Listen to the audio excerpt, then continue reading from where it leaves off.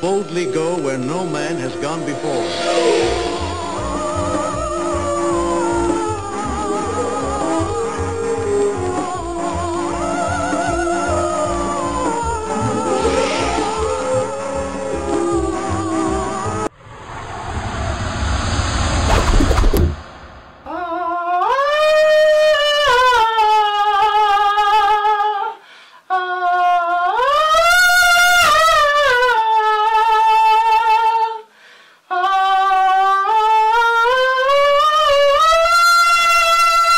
Hello, so today Steve and I are reviewing Star Trek Into Darkness, and the storyline of Star Trek Into Darkness is, after a crew of the Enterprise find an unstoppable force of terror from within their own organisation, Captain Kirk leads a manhunt of a warzone well to capture a one-man weapon of mass destruction. So, the cast of Star Trek Into Darkness, I'm sorry I'm just going to have to read it off of this because there's a pretty big cast this time. Did you recognise really anyone in this that did you see them in anything else before? Or?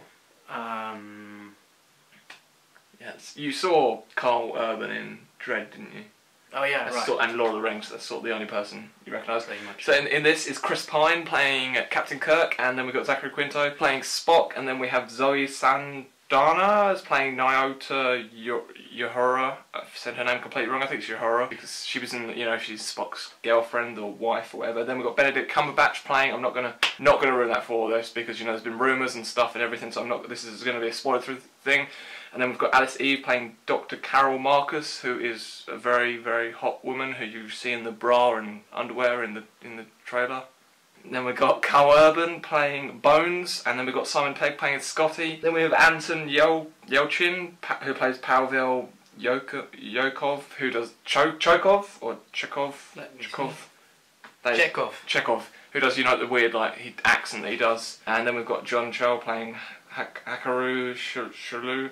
Then we've got Felicity, and then we've got we'll just do the last two people: Bruce Greenwood and Peter Weller. Bruce Greenwood plays Christopher Pike, and then Admiral Marcus. So yeah, it's a pretty big cast. And Steve had not seen Star Trek before this film and before Into Darkness. What did you think of the first Star Trek? As you said, we watched Star Trek, or the first Star Trek together before we went to the cinema. I really enjoyed it quite a lot. I never was really interested in Star Trek, and that's why I hadn't watched those films either, but then when I saw the first one, I was really looking forward to watching the second one. I guess one of the things I noticed straight away was that Part 2 didn't have as many unnecessary and cheesy things they said. What did he say in Part 1? What have you got? I know, he said, why are you looking at me like that?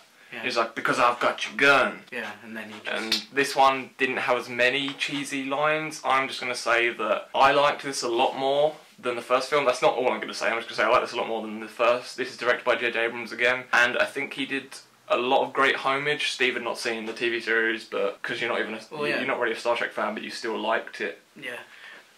Now after watching those two films, I'm actually more than what do you say? Intrigued. To watch the. Yeah, I really want to see the series now, and I'm looking forward to watching them. I think he wants to order it at one point. Yeah, I need to find, because there's a load of different ones you can buy, and it's been released over years, so I never properly got it, but I will have it at one point. So this, I think everyone did a great job in this. You got Christopher Pine being Captain Kirk and being very quirky and sort of being the arse again like he was in the first film, and then you got Bones, who does some excellent one-liners in this, and then you also have Simon Pegg just being funny with that weird little alien thing with him again. Spock, Zachary Quinto, I'm worried because they've said that Zachary Quinto won't be coming back for Star Trek 3. He said he wants this to be the last time as Spock, so not sure how that could work, because I think Zachary Quinto is really good as Spock. And then Benedict Cumberbatch, as I'm not going to do that, this is a spoiler-free review, I think Benedict Cumberbatch was just an excellent character in this film. As you see in the trailers, he's sort of a character that you fear, and he just pulls off his character brilliantly. This film is filmed really well and looks really great. There is still a lot of lens flare though, isn't there? Yeah, but not as much as... Not as much as the first film. One. Because J.J. Abrams loves the lens flare, but there's not as much in this. But I think this film is just made really well. Everyone acts brilliantly.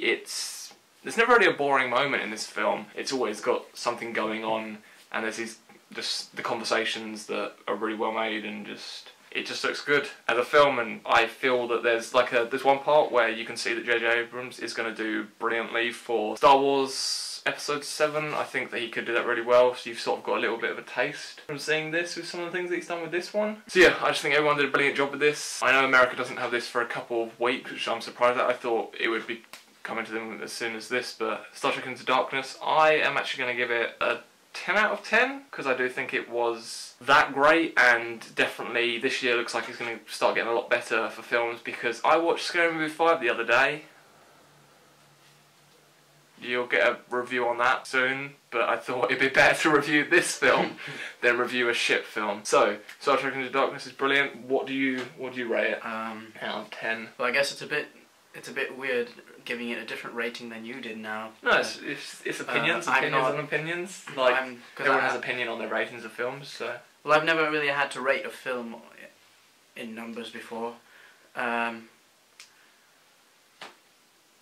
I guess I could also give it a 10 out of 10, or at least something very high, because, yeah, as you said, there really wasn't a boring moment. I'd advise you not going there with people who eat popcorn loudly. There's some great things in this, good action, well made, and a bromance again between Zachary Quinto and Chris Pine as Spock and Captain Kirk. Yeah, if you're a fan of the Star Trek series, I'd say go and see this, and if you like the first film, I think you will definitely like this, and I'm looking forward to seeing more. And if you're not a fan, watch it as well. Yeah, if you're not a fan as well, then I think this will make you become a fan, and I'm just looking forward to seeing what they do with Star Trek 3. So that is my review. I hope you enjoyed this review, and I shall see you again very soon. And that is the review for today. Thank you very much. Goodbye. Do you want to just say good? You just waved, didn't you? Yeah. Didn't really want to give... I know this was a bit of a... I'm very messy when I review stuff, but I just didn't want to spoil anything, because there's a lot you could spoil with this film. Yeah. So I didn't really want to go too much into the story. I just said that everyone's brilliant in this film, and it's a good one.